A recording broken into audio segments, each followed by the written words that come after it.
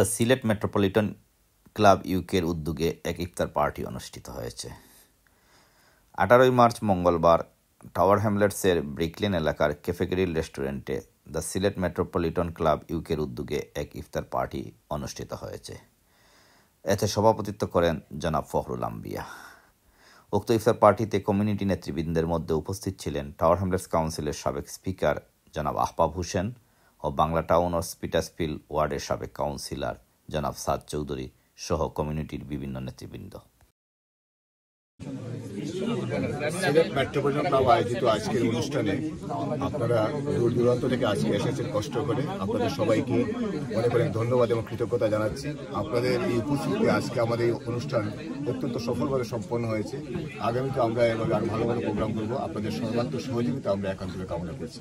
ধন্যবাদ এবং শ্রদ্ধা ভালোবাসা আবার সবাইকে। ধন্যবাদ জানাই সিলেট মেট্রোপলিটন ক্লাবকে আজকে আমাদের এখানে ইফতার ইনভাইট করার জন্য।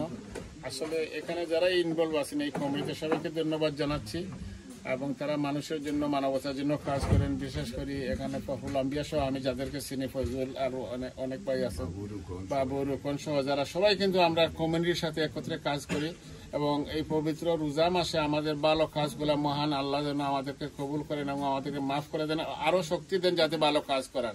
ধন্যবাদ।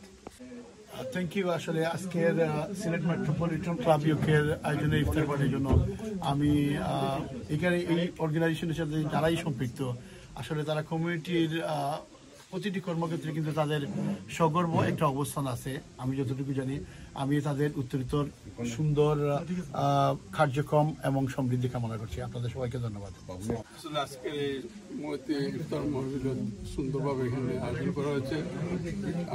আমার অত্যন্ত প্রিয় ফখরুল আম্বিয়া এবং এই জন্য সহ তাদের বন্ধু বান্ধব যারা ওনাদের যে কাজ, যেটা মেট্রোপলিটন মানবতার কাজে কাজ করে এবং ইফতার পার্টিতে অনেক গণ্যমান্য ব্যক্তিবর্গ এসেছেন, তাদের কাজের প্রতি আমরা অত্যন্ত গর্বিত। ভবিষ্যতে আশা করি মেট্রোপলিটন তার যে উদ্দেশ্য নিয়ে প্রতিষ্ঠা দেওয়া হয়েছে তার উপরে কামনা করি।